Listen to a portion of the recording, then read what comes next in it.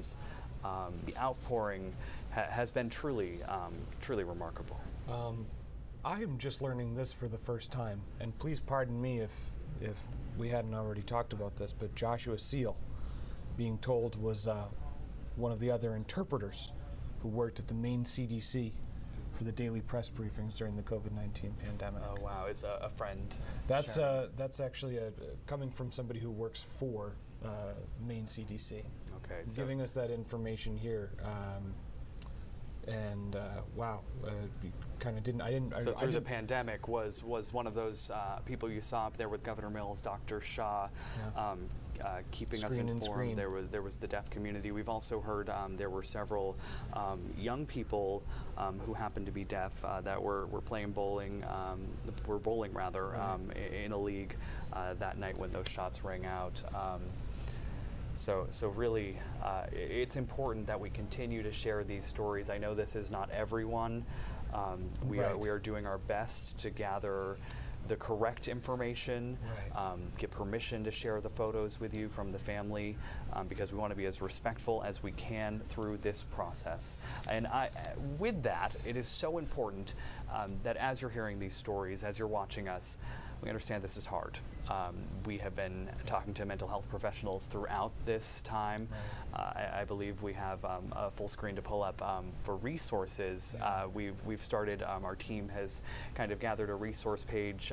The Department of Health and Human Services, I believe, according to Governor Mills, released their own webpage with resources for families, for kids, for anyone really. So if you just text the word support to 207-828-6622, again, that's the word support to 207-828-6622. We will send a link right to your phone with some of those resources, and you can even just click on the video and hear from some of the mental health experts we've had here on our air over the last 24 hours, just reminding you to take a breath, check in with one another, approach people how they need to be approached in the moment as best you can. This is so difficult because, and I think we heard Lester Holt say this, that in times like these, people are very protective of the image of their community. And I think we probably, you've traveled all over the state talking to people from Maine, people who live in Maine for the last 8 years now? Yeah. I mean, I think we've absorbed a little bit of that as we've met people from a variety of different backgrounds in cities all over this state about the pride that they take in this community. And there is an aspect to that. And so, as part of that, this can become very consuming, something that has changed that pride that people have always had about their state.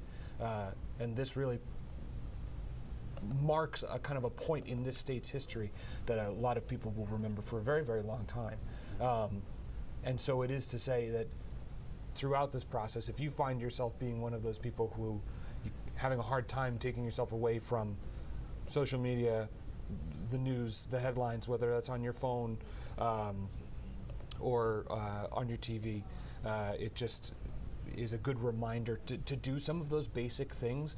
I think we hear them sometimes and we kind of go, I don't really think it was that basic to just drink some water, take a deep breath, step outside. We had Greg Marley on last night reminding us that kind of the adrenaline we're all feeling, even folks at home watching police officers out in the field, obviously the extreme sense, but that adrenaline pumping through you, it is so important to drink water, just from your body's perspective and for your mental health. So I hope you're all taking care tonight. And Chris, you know what? I apologize. I need to make a quick correction. Joshua Seal worked with the Maine CDC, but he worked with the interpretation services. So he technically did not work for the Maine CDC, but was doing work with the Maine CDC as part of the interpretation services the Maine CDC contracted with. So, and as you know, my apologies. As you know, as we continue to get this information in, we'll keep it accurate and correct ourselves in small moments like that. These are tough. I mean, and that's why we are so sensitive about all of these things, right? Talking about things in specifics throughout this process, because it can change in a moment or in an hour. Something that might seem like a long time to the viewers at home, that was an hour ago, but for us, I mean, these 26 hours have gone by what seems like remarkably fast. But I'm sure that for the people at home who are experiencing a shelter-in-place order or dealing with the loss of their loved ones, that this has been nothing but fast but painstaking. Absolutely. And I know you've talked to so many people. Yeah. We all have been trying to talk to as many people as possible, including someone at Bates College, which of course has been on lockdown. Yeah. And the tough part, we've shared this interview already, but the tough part is they're an expert in shootings like this, and they're living it. This really struck me.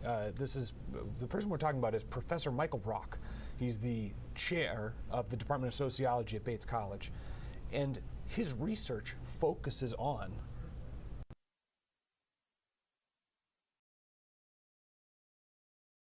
mass public shootings in a variety of ways. And Luke, I apologize. We've been on so long that my earpiece has lost, the battery's dead, so I need to go replace it. Do you know? Yeah, do we have that? They have the sound. So let's listen to Professor Rock talk about how difficult it is to analyze these situations, how each one is so unique, but unfortunately so many of them have common threads. Take a listen. Well, the research on mass shootings in particular, or public shootings, is relatively new in terms of gun laws, effective in terms of reducing, and I don't necessarily want to say reducing, but they're associated with a lower level of mass public shootings. The types of laws that seem to be effective there are permit laws, and so requiring a permit, which is somewhat similar. Universal background checks, I think, are sort of a common sense approach that we may take. Our research didn't show a direct correlation between that and mass public shooting incidents or casualties.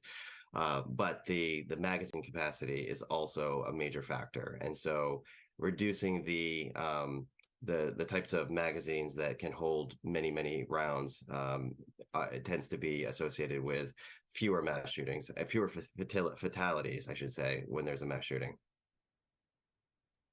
Professor